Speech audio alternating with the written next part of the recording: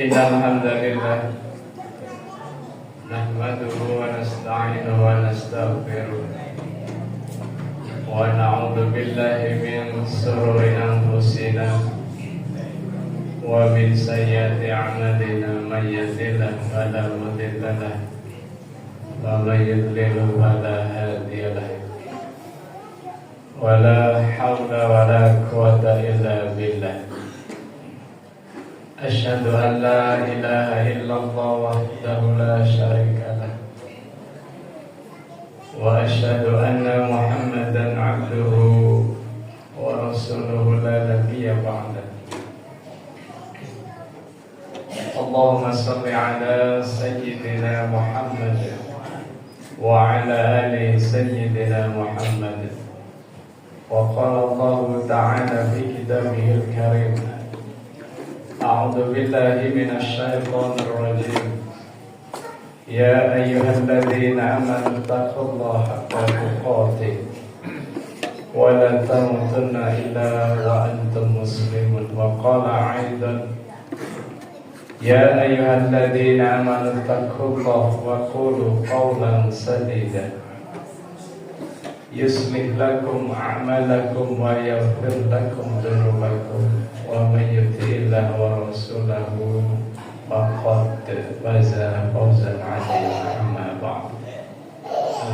Alhamdulillah, puji syukur kepada Allah Subhanahu wa ta'ala.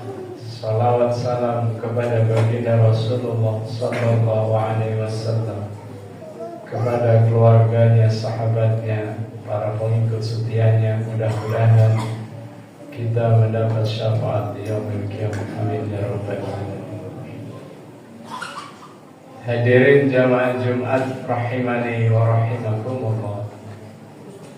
Di mimbar Jumat ini khotib berwasiat khusus untuk diri khotib dan umumnya kepada para jamaah sekalian, mari sama-sama kita tingkatkan kualitas keimanan, ketakwaan kita kepada Allah Subhanahu wa ta'ala dengan cara berusaha menjalankan apa yang telah diperintahkan oleh Allah, serta berusaha pula menjauhi apa yang telah dilarang oleh Allah Subhanahu wa ta'ala. Hadirin jamaah Jumat rahimani wa rahimakumullah. Jumat kali ini bertepatan dengan 10 Rajab, salah satu bulan hurum yang dimuliakan oleh Allah Subhanahu wa ta'ala. Mohon disimak baik-baik, ini kajian tidak lama. Yang ngantuk coba ditahan, yang berusaha main HP ataupun yang lainnya tolong ditaruh dulu. Sedikit kemuliaan di bulan Rajab karena bulan ini salah satu yang menjadikan mulia di antaranya risalah tentang sholat. Al-Isra ayat 1. A'udzu billahi minasy syaithanir rajim. Subhanalladzi asra bi'abdihi lailan minal masjidil haram ilal masjidil aqsa alladzi barakna hawlahu linuriyahu min ayatina innahu huwas samiul basir. Tentu sama-sama kita sering mendengar ayat ini dari berbagai para alim ulama menjelaskan bagaimana Sayyiduna Muhammad dipanggil oleh Allah sampai bertemu langsung dengan Allah dan mendapatkan perintah, yaitu sholat.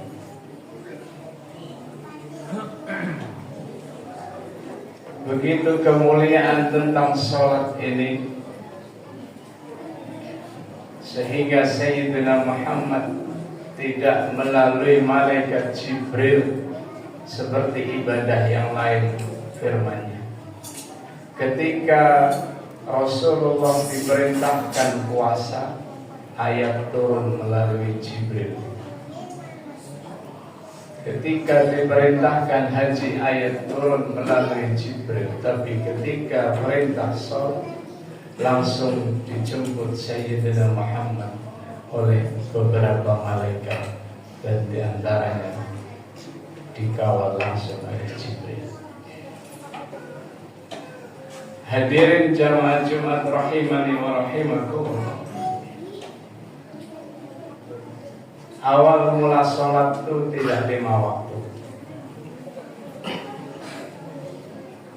Sama-sama kita tahu, seandainya sholat menjadi yang diutamakan dan yang diperintahkan pertama kali, 50 waktu.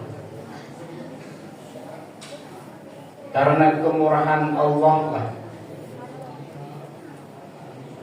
mengingat umat Sayyidina Muhammad sangatlah lemah, berkurang sampai 5 waktu. Ini sahih dalilnya. Tapi kenapa 5 waktu masih kadang kita menyepelekan sholat? Ada satu buah riwayat Dengarkan baik-baik di riwayat. Saya ambil dari kitab Durratun Nasihin yang ditulis Syekh Utsman bin Hasan bin Muhammad Asy-Syakir Al-Kabawi. Ini kitab fenomenal, familiar di kalangan santri. Bagaimana balasan dari Allah, adab dari Allah untuk orang-orang yang menggampangi sholat. Bukan bermaksud menakut-nakutin, tidak. Bukan bermaksud begitu kejamnya, jahatnya agama kita. Bukan, karena sholat ini bentuk kasih sayang Allah kepada kita. Makanya kita dibekali sholat supaya kita dekat dengan Allah dan minta segala sesuatu apapun melalui sholat. Tapi ketika sholat diabaikan, ketika sholat dimudah-mudahkan, bahkan disepelekan, nih akibatnya. Ini ketika Sayyidina Muhammad telah wafat. Kemudian Islam dilanjut dipimpin oleh seorang khalifah pertama, Sayyidina Abu Bakar As-Siddiq. Hadirin jamaah Jumat rahimani wa rahimakumullah. Di kitab tersebut dijelaskan, di zaman Abu Bakar As-Siddiq ada seorang laki-laki meninggal dunia. Nanti melalui riwayat ini bisa simpulkan sendiri. Masih mudahkah kita ninggalin sholat? Masih mudahkah kita gampangin sholat? Bahkan suka biasa tidak sholat.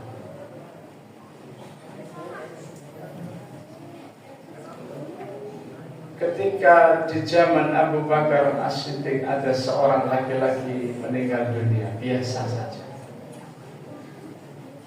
Proses dilakukan ya kira-kira seperti zaman sekarang. Dimandikan, dikafankan, disolatkan, dan dikuburkan. Memang itu menjadi syariat yang menjadi rukun kifayah, fardu kifayah. Setelah selesai dimandikan di jenazah, kemudian dikafankan dan tidak disolati, mulai terjadi ada masalah. Dengarkan baik-baik.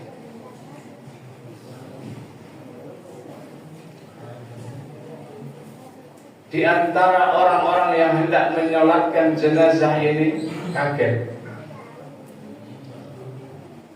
Ketika jenazah itu sudah dibungkus kain kafan, tiba-tiba bergerak-gerak tuh mayit.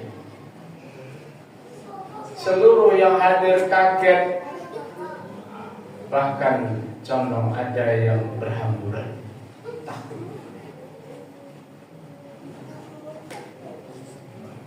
Kemudian salah satu imam memerintahkan, coba periksa, buka dulu kain kafannya. Kaget luar biasa ketika dibuka kain kafan. Lehernya dililit ular besar, dagingnya dimakan oleh ular tadi, bahkan darahnya diminum oleh ular yang menggigit lehernya. Seluruh yang hadir kaget luar biasa, hendak menyingkirkan ini ular, bahkan mau dibunuh. Ketika hendak dibunuh ini ular, kuasa Allah, ular bersyahadat kepada Allah, berbicara kepada selain yang hadir. Asyhadu an la ilaha illallah wa asyhadu anna Muhammadar Rasulullah. Ini kata ular. Kemudian seluruh yang hadir bingung, takut. Wahai ular, engkau bisa bicara. Kemudian ular kembali berbicara, kenapa kalian hendak membunuhku? Bukankah aku tidak ada salah dengan kalian? tidak pernah ganggu kalian. Kenapa kalian tidak membunuhku? Kata ular. Kemudian salah satu di antara yang hadir memberanikan diri bertanya, wahai ular, kenapa kau lilit lehernya ini mayit? Kenapa kau makan dagingnya, bahkan engkau hisap darahnya? Apa memang yang diperbuat oleh sang mayit? Dengarkan baik-baik, ini riwayat ada di dalam kitab Durratul Nasihin, bukan karangan saya. Ketahuilah wahai yang hadir, ada 3 kesalahan dari sang mayit. Kenapa Allah kirimkan aku menyiksa, mengazab, bahkan sebelum masuk ke liang lahat. Dan ini akan terus aku lakukan ila yaumil qiyamah, sampai hari kiamat. Ini kata Allah. Yang pertama, ini mayat selama hidup di dunia mendengar azan, tidak pernah hadir di antara orang-orang yang menunaikan sholat berjamaah. Dia dalam keadaan sehat, kuat, panjang umur, bahkan condong banyak rezeki, luas rezekinya, kenikmatan diberikan oleh Allah. Tapi ketika mendengar azan, tidak pernah mendatangi itu tempat ibadah. Yang kedua, kesalahan mayit, wahai hadirin, ketika dia dikasih rezeki oleh Allah, diberikan kekayaan oleh Allah, dia tidak berzakat atas hartanya kepada Allah Subhanahu wa ta'ala. Pelit ini orang, tidak pernah menunaikan zakat yang wajib maupun zakat sunnah, zakat fitrah, zakat mal, sedekah, infak, dan yang lainnya. Kemudian yang ketiga, kata ular, kesalahan ini mayit tidak pernah mau mendengar nasihat dari para alim ulama. Buka hati kita. Melalui para alim ulama kita dijelaskan mengenai tafsir Al-Quran dengan riwayat-riwayat kitab-kitab para alim ulama. Jadi tenang hati kita. Ini condong sombong orang ketika masih hidup di dunia. Hadirin jamaah Jumat rahimani wa rahimakumullah. Ini perintah sholat begitu hebat, luar biasanya sholat. Dalam Al-Quran Allah pun memerintahkan kita melalui firman-Nya. Bahkan di dalam Al-Quran Allah sebut dirinya melalui berbagai nama. Sama-sama kita kaji. La ilaha illallah, ini yang pertama. Tiada Tuhan selain Dia. Ayat Kursi, la ilaha illallah. Atau surat yang lain, Huwallahul ladzi la ilaha illallah. Ini nama lain dari Allah Subhanahu wa ta'ala. Dalam ayat yang lain, la ilaha illa anta. Tiada Tuhan yang perlu disembah kecuali hanya Engkau ya Rabb, anta.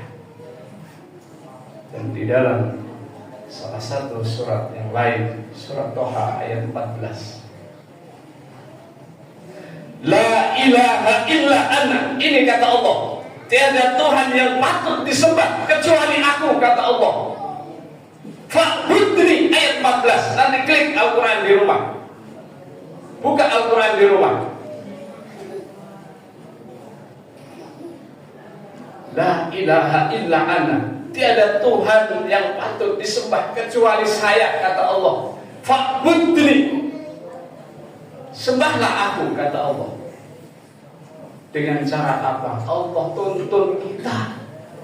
Wa aqimis sholah, dirikan sholat, dizikri, untuk mengingat Allah. Berapapun kemaksiatan yang kita lakukan, kita bukan orang yang sempurna benar, bukan. Banyak maksiat, banyak dosa, banyak khilaf, ngomongin orang, fitnah orang. Kita kudrat manusia memang seperti itu. Tapi aqimis sholat ini kata Allah, dirikan sholat. Seberapa pun capek hidup kita, seberapa pun capek lelahnya cobaan yang kita hadapi, sholat, aqimis sholat ini kata Allah. Ini bulan Rajab jamaah hadirin rahimani wa rahimakumullah. Risalah sholat, Allah sayang kepada umat Muhammad. Melalui sholatlah kita menjadi umat yang sangat mulia di antara umat-umat yang lain. Sholat, aqimis sholat ini kata Allah. Maka dari itu di dalam Al-Quran sering bergandengan aqimis sholat wa atuz zakat, aqimis sholat, selalu bergandengan. Bagaimana pentingnya sholat, pentingnya zakat. Aqimis sholat didikri, ini kata Allah, dirikan sholat untuk mengingatku. Niscaya seberapapun masalah yang kita terima dari Allah, kalau kita sholat, Allah urai itu masalah kita, Allah selesaikan masalah kita. Wallahi istiqomah dalam sholat, apalagi sholat jamaah. Seberapapun kemaksiatan yang kita lakukan, seberapapun dosa yang kita lakukan, sholatlah, sholat. Mumpung kita masih hidup di alam dunia, supaya sholat kelak akan membentengi kita dari azab kuburnya Allah Subhanahu wa ta'ala. Barakallahu li wa lakum fil Qur'anil azim. Inna ba'ima yadhkurul hakim innahu wal ghafurur rahim. Allahumma shalli ala sayyidina Muhammad wa ali sayyidina Muhammad. Alhamdulillahi rabbil alamin. Asyhadu an la ilaha illallah wa asyhadu anna Muhammadar Rasulullah. Allahumma shalli ala sayyidina Muhammad wa ala ali sayyidina Muhammad. Amma ba'd. Ya ayyuhalladzina amanu taqullaha haqqa tuqatih wa la tamutunna illa wa antum muslimun. Wa qala Allah ta'ala, innallaha wa malaikatahu yusalluna 'alan nabi. يا أيها الذين آمنوا صلوا عليه وسلموا تسليما.